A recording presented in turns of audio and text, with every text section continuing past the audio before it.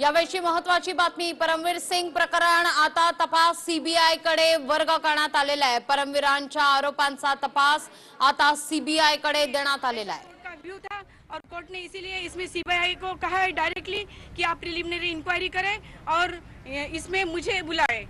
और मुझे ये भी कहना है कि अगर अनिल देशमुख आप पावरफुल मराठा लीडर हो और शरद पवार जो कि नेशनलिस्ट कांग्रेस पार्टी के लीडर है, उनका आपको ब्लेसिंग है, फिर भी आप कानून से ज्यादा नहीं हो, आप संविधान से ज्यादा नहीं हो। आपने भला ही मेरा नाम पुलिस डायरी में नहीं आने दिया, जो कि उच्च न्यायालय में माननीय चीफ जस्टिस ने कहा है कि इनका नाम पुलिस डायरी में क्यों नहीं। ये प्रेशर टेक्निक है यूज्ड बाय शरद पवार, अनिल देशमुख। तो मुझे ये कहना है, आप इस देश के कानून के से अभाव नहीं है, कानून से ज्यादा नहीं है। आप कोर्ट ने अपने ऑर्डर में एग्जैक्टली क्या कहा है आपको लेकर? मुझे कोर्ट ने ये कहा है कि डायरेक्टर जनरल जो सीबीआई के है वो इंक्वायरी करे, इसमें प्रिलिमिनरी इंक्वायरी, और मुझे बुलाए, मुझे इन्फॉर्म करे, और इसमें इफ नेसेसरी कॉग्निजेबल ऑफेंस तो एफआईआर रजिस्टर करे। जो एफआईआर की थी उसी पर ही कोर्ट ने कहा, इसी पर ही कहा। सिर्फ मेरा ही मैटर इंटरटेन हुआ, मेरा ही मैटर मेंटेनेबल हुआ, और बाकी सारे पीआईएल माननीय उच्च न्यायालय ने खारिज कर दिए हैं, इंक्लूडिंग परमवीर सिंह पीआईएल की मेंटेनेबिलिटी पे सवाल खड़ा किया था कोर्ट ने, क्या कहते हुए उसको खारिज किया है? मेंटेनेबिलिटी के साथ सवाल खड़ा किया गया था। कोर्ट ने मेरी बहुत तारीफ की। ओपन कोर्ट में माननीय मुख्य न्यायाधीश ने कहा कि कोई तो एक ब्रेव है जो सामने आई है इतने बड़े ऑफेंस में। 100 करोड़ का जो मंथली करप्शन के जरिए अनिल देशमुख पैसा जमा कर रहे थे खंडनी के जरिए, इसके खिलाफ एक तो ब्रेव है जो सामने आया है और ऑफेंस रजिस्टर किया है। मैं ये बोलना चाहती हूँ, ये मुगलाई नहीं मिस्टर अनिल देशमुख, यहाँ मुगली कानून नहीं चलता है, यहाँ तुम्हारा राज नहीं, यहाँ संविधान का राज है। यहाँ तुम ऐसे करप्शन के जरिए बिजनेसमैन को थ्रेट नहीं दे सकते हो, कॉमन पीपल्स को थ्रेट नहीं दे सकते हो।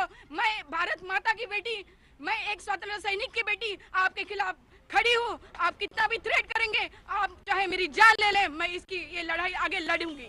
मैम एक सवाल और, जो एफआईआर में आपने आरोप लगाए वो भी बता दीजिए। एफआईआर में मैंने कहा है कि ये 100 करोड़ जो है करप्शन के जरिए Anil Deshmukh common people businessman से वसूल कर रहे थे, और offence is in continuity up till now, offence is not stop, क्योंकि जो होम डिपार्टमेंट है, पुलिस डिपार्टमेंट है, अनिल देशमुख के अंडर में काम करता है, इसलिए उनका अंड्यू इन्फ्लुएंस है, उसका ऑफिस का इन्फ्लुएंस है, इसीलिए वो ना ही एफआईआर रजिस्टर होने दे रहे थे और ना ही इन्वेस्टिगेशन होने दे रहे थे। और इतना दुर्दैव है इस देश का है, ये संविधानिक देश का है, कि इसमें पुलिस डायरी में तक मेरा नाम मेंशन नहीं करने दिया अनिल देशमुख ने। बाकी 2 लोगों की भी याचिका थी इस केस में, उनके बारे में कोर्ट ने क्या कहा?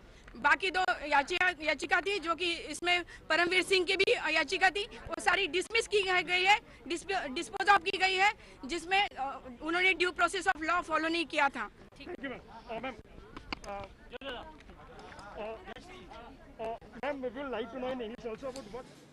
जयश्री पाटील यांच्या याचिकेवर हा निर्णय देण्यात आलेला आहे। परमवीर सिंगांच्या आरोपांचा तपास आता सीबीआय कडे वर्ग केला जाणार आहे। मुंबई हायकोर्टाने या संदर्भातला निर्णय दिलेला आहे। यावेळी महत्वाची बातमी आपण पाहतोय। Home Minister who is doing continuously corruption of 100 crores per month, giving threat to the businessman, giving threat to the common people, will be behind bar after this inquiry and investigation by CBI. Honorable Court directed to the director of CBI to initiate inquiry and investigation and to call for me within 15 days if cognizable offense occurred. So file the FIR. So you will be kept in loop by CBI according to High Court order. You will be informed by CBI. Yes, definitely. Ma'am Hindi में भी जानना चाहेंगे, detail में आप हमें बताइए। But I want to say, Anil Deshmukh, this is not a Moglai that you can loot the people, you can. याविषयी अधिक माहिती घेऊया आमचे प्रतिनिधी कृष्णा सोनारवाडकर यांच्याकडून। कृष्णा, आणि एक महत्वाची बातमी येते, परमवीर सिंगांच्या आरोपांचा तपास आता सीबीआय कडे वर्ग करण्यात येतोय। जयश्री पाटील यांनी जी याचिका केलेली होती त्या संदर्भातला हा निर्णय होतोय। लागवी हायकोर्टाचा अतिशय महत्त्वाचा निर्णय आहे, कारण परमवीर सिंग जे मुंबईचे तत्कालीन पोलीस आयुक्त होते, त्यांनी त्यांच्या लेटर बॉम्ब मध्ये अतिशय गंभीर असे आरोप गृहमंत्र्यांवरती केलेले होते।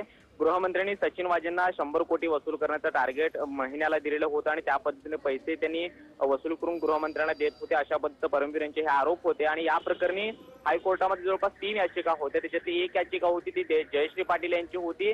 ॲडव्होकेट गुणरत्ने सदावर्ते यांच्या त्या पत्नी आहेत आणि त्यांनी सुद्धा गृहमंत्र्यांच्या विरोधामध्ये आरोप करत ही याचिका केलेली होती आणि या प्रकरणाचा संपूर्ण जो काही तपास कृष्णा, आहे काहीसं तुम्हाला थांबवते. याविषयी बोलण्याकरता भाजपचे नेते सुधीर मुनगंटीवार आपल्यासोबत जोडले गेलेले आहेत. सर, स्वागत आहे तुमचं TV9 मराठीमध्ये. आपण पाहतोय जयश्री पाटलांच्या या याचिकेवर निर्णय देताना परमवीरांच्या आरोपांचा तपास आता CBI कडे वर्ग करण्याचा निर्णय झालेला आहे.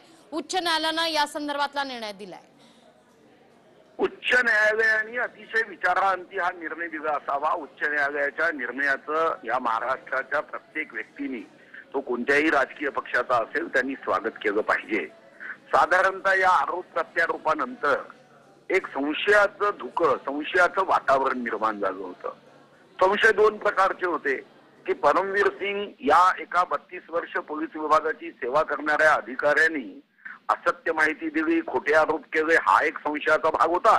आणि दुसरा भाग की मंत्री महोदयांनी पोलीस वर्दीतील लोकांना खंडणीखोर करण्याचं एक मोठी घोडचूक केली, असे 2 संशयाची वातावरण होती. आणि सामान्य माणसांमध्ये यावर चर्चा होत होत्या, मीडियामध्ये चर्चा होत होत्या. आता CBI चौकशीनंतर जर 32 वर्ष सेवा करणारे परमवीर सिंग यांनी खोटी तक्रार केली असेल, खोट्या माहितीच्या आधारावर पत्र लिहिलं असेल, कपोकल्पित माहितीच्या आधारावर पत्र लिहिलं असेल, तर त्यांनाही CBIच्या या चौकशीनंतर शिक्षा होऊ शकते. आणि यामध्ये तथ्य असेल तर महाराष्ट्राला हा भ्रष्टाचाराचा 4थ्या स्टेजचा कॅन्सर लागण्याच्या अगोदर आपण त्याच्यावर निदान करून या महाराष्ट्रामध्ये छत्रपती शिवाजी महाराजांचा जो रयतेच्या राज्याचा धर्म आहे, त्या धर्माचं पालन आपल्याला सुयोग्य पद्धतीने करता येईल. CBIने यामध्ये दोषी कोण, गुन्हेगार कोण, या संदर्भामध्ये मात्र पूर्णपणे चौकशी केल्यानंतर यामधल्या कागदपत्राच्या आधारावर किंवा आपल्याला माहिती आहे की या संदर्भातील CDR उपलब्ध असतील, या संदर्भामध्ये व्हॉट्सअप चॅटिंग उपलब्ध असेल किंवा CCTV कॅमेरा फुटेज असेल, बंगल्यामधलं CCTV कॅमेरा फुटेज असेल किंवा माझे आणि मंत्री महोदयांच्या किती बैठका झाल्या, त्या मोबाईल टावर वरून आपल्याला 6 महिन्यामध्ये किती बैठका केल्या, मग आपल्या लक्षात येईल की मंत्री हा DCPशी बोलत नाही, मंत्री पोलीस महासंचालकाशी बोलत नाही, मंत्री APIला असं काय लागू नये की APIशी अनेक बैठका घेतो. या साऱ्या गोष्टी ज्या आहे त्या CBIच्या चौकशीत होईल. आणि मला वाटतं की CBI चौकशीमुळे मंत्री महोदयांना न्याय मिळण्याची शक्यता आहे. कारण CBI चौकशीमध्ये जसं मंत्री महोदय म्हणतात की आरोप खोटे आहे, तर या आरोपाचं खरं काय खोटं काय हे बाहेर येऊ शकतं. नक्कीच सुधीरजी, अनेकांच्या अडचणी देखील आता वाढण्याची कदाचित शक्यता आहे. असं आहे की समजा काही चुका केल्या असेल तर निश्चितपणे अडचणी वाढणारच आहे. कारण आता काही बार असोसिएशनच्या लोकांनी सुद्धा सांगितलं की आम्ही पैसे दिले. मला असं वाटतं की CBIनी एक निश्चितपणे एक वेबसाईट केली पाहिजे, नावं गुप्त ठेवली पाहिजे, पण ज्यांनी वाजेला आतापर्यंत खंडणी दिली असेल, मग कुठं जमिनीच्या सौद्यामध्ये असेल, EOW मध्ये असेल, EOWच्या माध्यमातून 10 वर्ष जुन्या केसेस काढण्यात आल्या होत्या त्याच्यामध्ये असेल, या सर्व याचं नाव न करता माफीचा साक्षीदार म्हणून काही लोकांना जर संधी दिली तर हा या देशातलं स्वातंत्र्यानंतरच अशा पद्धतीचं पोलीस विभागाचा वापर करून केलेला हा मला वाटतं की एक मोठा एक विस्फोटक अशी ही घटना असेल. जी सर. आणि यासाठी CBIनी वेबसाईट करून त्यावर नाव गुप्त ठेवून जर या पद्धतीने जर अजून माहिती घेतली तर अनेक लोक पुढे येऊ शकतात. जी सर. जी सुधीरजी, खूप धन्यवाद TV9शी बोलल्याबद्दल.